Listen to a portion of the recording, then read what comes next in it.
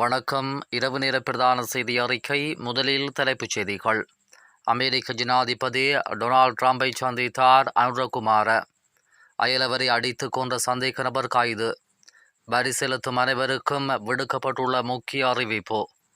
யாழில் தொடரும் அவலம், மற்றொரு இளம் தாயும் உயிரிழப்பு.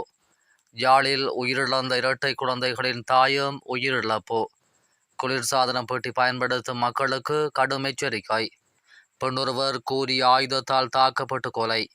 வெளிநாடொன்றிலிருந்து நாடு கடத்தப்பட்ட 12 இலங்கையர்கள். போலீஸ் மா அதிபருக்கு எதிராக போலீஸ் உயரதிகாரிகள் வழக்கு. இனி தொடர்பான விரிவான செய்திகள்.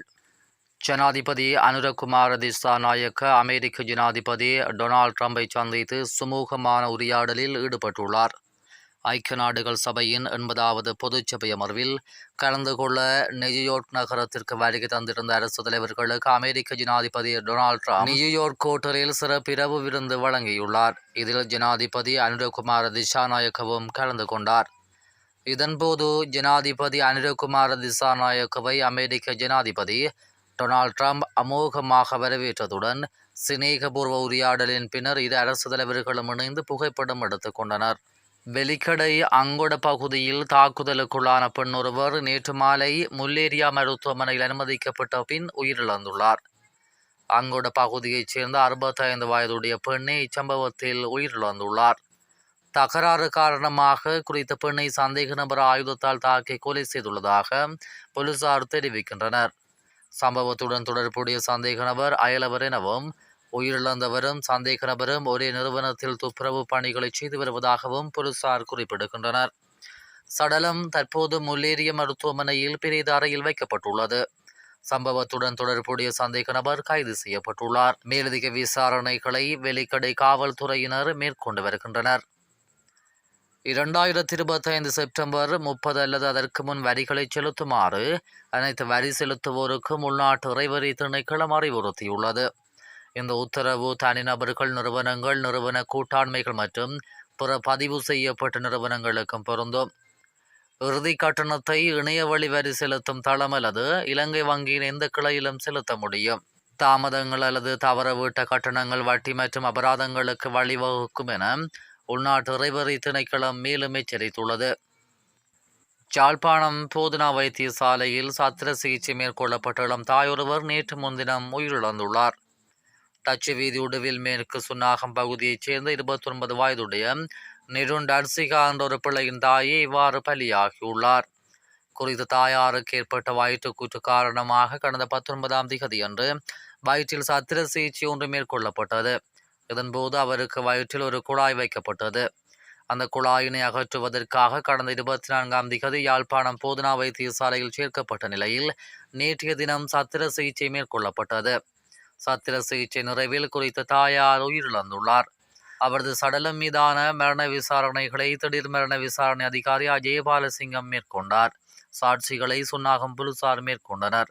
இரத்த நாளங்களுக்குள் இரத்த கசிவு ஏற்பட்டு இரத்த போக்கினால் மரணம் ஏற்பட்டதாக உடற்கூற்று பரிசோதனைகளில் தெரிய வருகிறது. கடந்த சில தினங்களுக்கு முன்னர் இரட்டை குழந்தைகளை பிரசவித்த தாயாரும் நேற்றைய தினம் உயிரிழந்துள்ளார். ஆனைக்கோட்டை சோமசுந்தரம் வீதியைச் சேர்ந்த நிமலராஜ் சாருமதி என்ற 28 வயதுடைய தாயாரே இவ்வாறு பலியாகியுள்ளார். குறித்த தாயார் கடந்த சில தினங்களுக்கு முன்னர் அறுவை சிகிச்சை மூலம் ஒரு ஆண் குழந்தையையும் பெண் குழந்தையையும் பிரசவித்தார். இதன்போது ஒரு குழந்தை உயிரிழந்து பிறந்ததுடன் மற்ற குழந்தை பிறந்த 45 நிமிடங்களில் உயிரிழந்தது. இந்நிலையில் தாயார் தொடர்ச்சியாக மயக்கத்தில் இருந்ததால் சிகிச்சை அளிக்கப்பட்டு வந்தது. இருப்பினும் சிகிச்சை பலனின்றி நேற்றைய தினம் தாயாரும் உயிரிழந்துள்ளார்.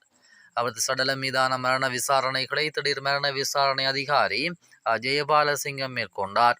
குறித்த தாயாரின் மரணத்திற்கான காரணம் தெரிய வராத நிலையில் உடற்கூற்று மாதிரிகள் கொழும்பிற்கு அனுப்பி வைக்கப்பட உள்ளன.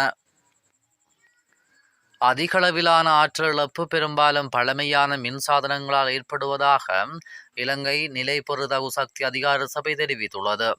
இந்த இழப்பு பெரும்பாலும் 10 ஆண்டுகளுக்கு மேலான குளிர்சாதன பெட்டிகளை பயன்படுத்துவதால் ஏற்படுவதாக அதிகார சபை சுட்டிக்காட்டியுள்ளது. கொழும்பில் ஊடகங்களுக்கு வழங்கிய சேவையின் போது அதிகார சபையின் பணிப்பாளர் ஜெனரல் கர்ச விக்ரமசிங்க இதனை தெரிவித்துள்ளார்.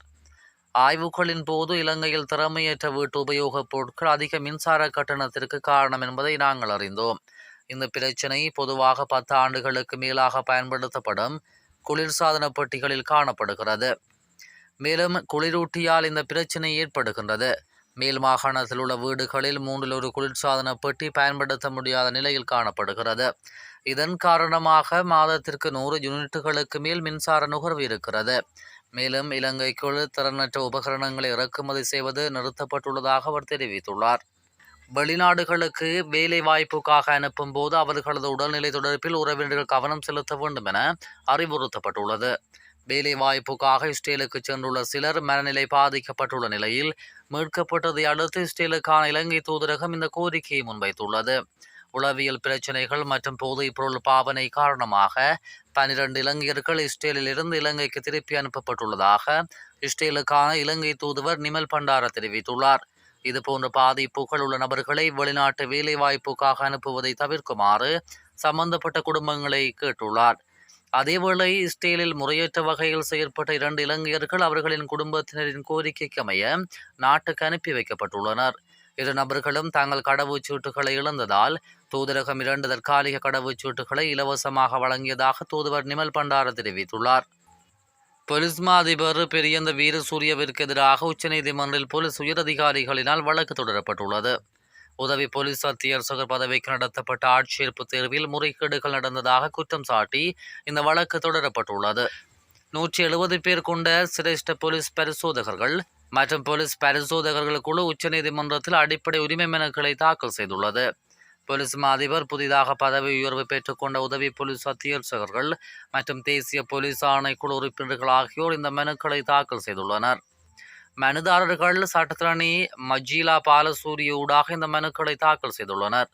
பரீட்சை முடிவின் அடிப்படையில் 45 பேருக்கு பதவி உயர்வு அளித்ததன் மூலம் தங்களின் அடிப்படை உரிமைகள் மீறப்பட்டுள்ளன என்று மனுதாரர்கள் கூறியுள்ளனர்.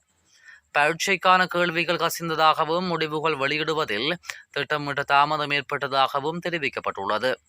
கடந்த காலங்களில் சேவை மூப்பு அடிப்படையில் பதவி உயர்வு வழங்கப்பட்டதாகவும் இம்முறை கல்வி தகுதிகளின் அடிப்படையில் மட்டுமே உயர்வு வழங்கப்பட்டதாகவும் குறிப்பிடப்பட்டுள்ளது. மேலும் பரீட்சையின் போது பல்வேறு முறைகேடுகள் இடம்பெற்றதாக குற்றம் சுமத்தப்பட்டுள்ளது. எனவே பரீட்சை முற்றிலும் செல்லாததாக அறிவிக்க நீதிமன்றம் உத்தரவிட வேண்டும் என மனுதாரர்கள் வலியுறுத்தியுள்ளனர்.